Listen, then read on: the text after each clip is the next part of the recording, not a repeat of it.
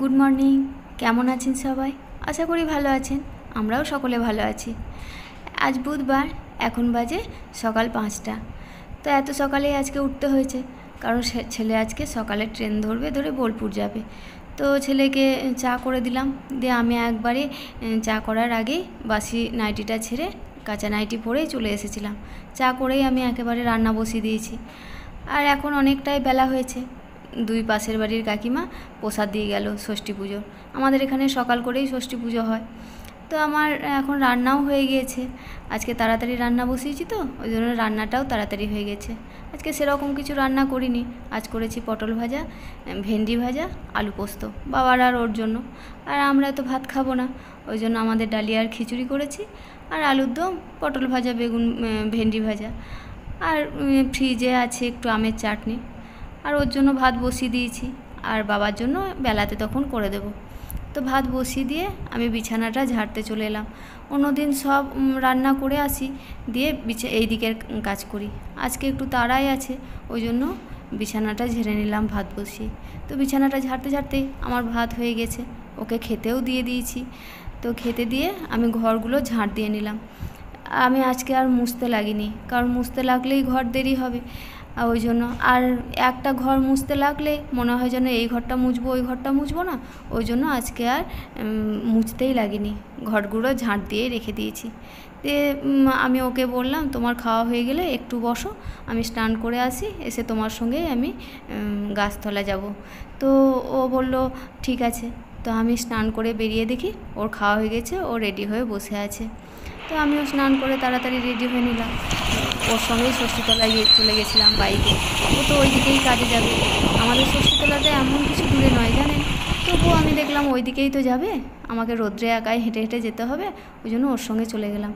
আর আমাকে দেখা মাত্রই পুরোহিত মশাই আমার প্রসাদটা ঠিক করতে লেগেছে। ও জানে আমাদের এবছর পুজো দেওয়া হবে না, ওকে আগে থেকেই বলা ছিল। ও ওই জন্য একটা ক্যারি প্যাকেটে সব ঠিক করতে লেগেছে আমাকে দেখে। আমি আর ওপরে উঠিনি, ওই দেবেন ঠাকুরকেই একটা দক্ষিণা দিয়ে দিলাম, দিয়ে ওর কাছ থেকে প্রসাদটা নিয়ে নিলাম। নিচে থেকেই প্রণাম করেছিলাম। আর আমি যখন যাই ষষ্ঠীতলাতে অতটা ভিড়ও ছিল না, কারণ অনেক সকাল থেকেই এখানে ষষ্ঠী পুজো হয়। তারপর আবার 3-4টে পুরোহিত বসেছে, সবাই মিলেই পুজো করছে। আর যার কাছে মন সে তার কাছেই পুজো করছে। ওই জন্য 9টা বাজতে বাজতেই ষষ্ঠীতলাটা পুরো ফাঁকা হয়ে গিয়েছে। তো আমি প্রসাদটা নিয়ে চলে আসছিলাম, তো হঠাৎ আবার দেবেন আমাকে ডাকলো, বৌদি এই দইটা নিয়ে যান। তো আমি বললাম না না, দই নিয়ে যাব না, তুমি বাড়ির জন্য নিয়ে যাবে, রেখে দাও। তো বললো না, আপনি নিয়ে যান, আমার বাড়ি কখন যাব, দইটা নষ্ট হয়ে যাবে, আপনারা খানগা। তো প্রসাদটা নিয়ে আমি হেঁটেই চলে আসছিলাম। আর মাথায় এত বড় ঘুমটাটা দেখেই বুঝতে পারছেন আজকে কি প্রচণ্ড রোদ, রাস্তায় প্রচণ্ড রোদ লাগছিল। ও বলল আমাকে যে দিয়ে আসছি, কিন্তু আমি বললাম না, তুমি চলে যাও, তোমার দেরি হবে, আমি বাড়ি চলে যাব। তারপরে আসার পথে একবার কাকিমাদের বাড়ি ঢুকেছিলাম, কারণ কাকু মারা যাওয়ার পর কাকিমার সঙ্গে আর দেখাই হয়নি, কাকিমাদের বাড়ি যাওয়াই হয়নি। তো কিছুক্ষণ কাকিমার সঙ্গে গল্প করে কাকিমাকে একটু প্রসাদ দিলাম, দিয়ে বাড়ি এসে আমি প্রসাদটা নিয়ে বসলাম খেতে। তো প্রসাদটা খেলাম, খেয়ে একটু জল খেয়ে বাবার জন্য ভাত বসিয়ে দিলাম, কারণ এইদিকে ভাতটা হতেও দেরি হবে, বেলাও হয়েছে অনেকটা। আর এইদিকে এদের কাণ্ড দেখুন, উঠোনে আম গাছের ছায়া, তারপরে আজকে বেশ ফুরফুরে একটু হাওয়া দিচ্ছে। তো তাতে মা, মাসি, বুনপো, বুনঝি সবাই মিলে শার্ট পাট করে শুয়ে কত সুন্দর ছায়াতে ঘুমোচ্ছে। এরা বদ না, বদ একটা মোট্টা মতো বিড়াল আছে, ও খুব বদ জানেন, ওই কালকে রাত্রে খুব এদেরকে জ্বালিয়েছে। তো এদিক ওদিক করতে করতে বাবার ভাতটাও আমার হয়ে গেছে। ভাতটা নামিয়ে আমি গ্যাসটা মুছে চলে এলাম আমি নিজের খাবার নিয়ে, মানে ডালিয়ার খিচুড়ি করেছিলাম, ওই ডালিয়ার খিচুড়িটা নিয়ে বসে গেলাম। খিদেও পেয়েছে প্রচণ্ড, কারণ সেই প্রসাদটা খেয়ে আছি। এখন বেলা 12:30 বাজে, সকাল থেকে কিছুই খাওয়া নেই। তো আমি খেয়ে নিলাম। আর মন্দির থেকে এসে দেখি যে কারেন্ট নেই। তো আমার প্রচণ্ড গরমও লেগেছে, আর ঘরে বসিনি, ওই জন্য বসলাম আমি বারান্দায় খেতে। এই জানালার কাঁচগুলো খুলে দিলে দারুণ হাওয়া বয়, চারিদিকে কাঁচটা খুলে দিয়েছি, বেশ ফুরফুরে একটা হাওয়া। তো খেয়ে কিছুক্ষণ আমি দুপুরে শুয়েছিলাম। এখন রাত হয়ে গেছে, তো লুচি করব রাতে, ওই জন্য ময়দাটা নিয়ে বসে গেলাম।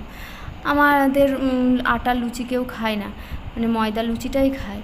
ওই জন্য আটাতে আর ময়দাতে মিশিয়ে নিয়েছি, একটু লবণ, চিনি আর সাদা তেল দিয়ে মাখিয়ে কিছুক্ষণ ঢেকে রেখে দিলাম। লুচিটা আমার হাজব্যান্ডই ভেজে নেয়, আমি মাখিয়ে একটু ঢেকে রেখে দিলাম, ও আসবে তারপরে ভাজবো।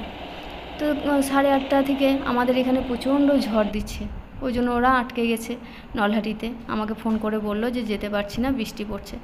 তো আমি 9:30 পর্যন্ত অপেক্ষা করে লুচিগুলো ভাজতে চলে এলাম। তো বাবা আমার ভাজা দেখে বাবা বললো আমি ভেজে নিচ্ছি, তুমি বেলে দাও। তো আমাদের বেলা ভাজা সবই হয়ে গিয়েছে, দিয়ে বাবাকে খেতেও দিয়ে দিয়েছি।